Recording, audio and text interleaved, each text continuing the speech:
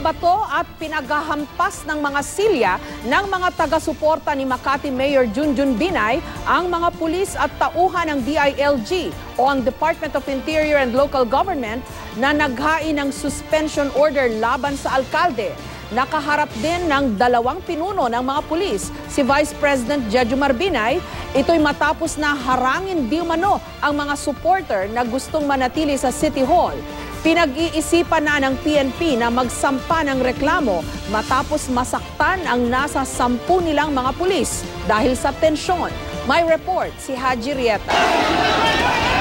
Mga nagliliparang monoblock chair ang sumalubong sa mga tauhan ng DILG na siyang may dala ng suspension order ni Makati City Mayor Junjun Binay. Taga-DILG parang ipaskil yung suspension order para kay Makati Mayor Junjun Binay. At pagdating pala ng mga taga-DILG ay nagkaroon na ng girian. Yung mga upuan, hinagis dito sa mga pulis na nagbabantay naman doon sa may pintuan ng dito sa harapan nitong Makati City Hall Building 2. Ayaw nilang payagan ay paskil o ma-serve man lamang itong suspension order para kay Makati Mayor Junjun Binay. Pero sarado ang City Hall kaya walang makapasok. Sa gitna ng tensyon, pinaghahampas pa ng ilang lalaki ang panangga ng mga pulis.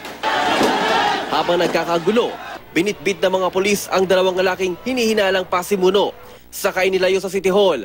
Pero kalaunan, naipaskil din ng DILG team ang suspension order na inilabas ng Ombudsman para sa kasong kaugnay ng pagpapatayo ng Makati Science High School building. Mataas ng tensyon sa paligid ng City Hall kagabi pa lang.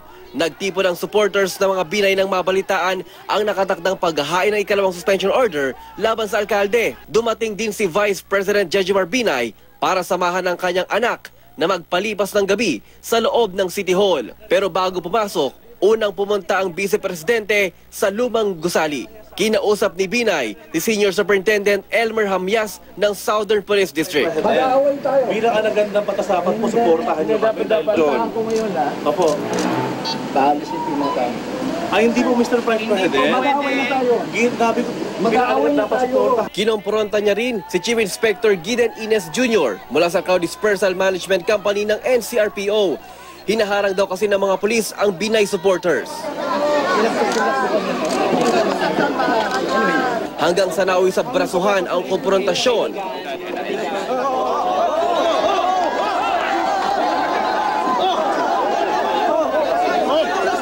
Si Chief Inspector Ines tila nagulantang sa nangyari. Wala naman akong nanunulak. Sila nga yung unang nanulak. Kitang-kita nyo naman. Tatapang. Lumo, layo. Tinulak pa ako rito. Wala man akong ginagawa.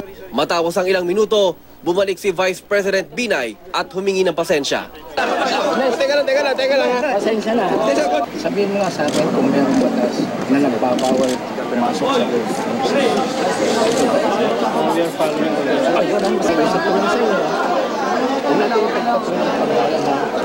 Kasi sasalubungin namin kayo. Pero hindi dito natapos ang tensyon. Ang Vice Presidente, pinapasok ang iba pa nilang taga-suporta. Ang mga nakabarikadang pulis, wala nang nagawa.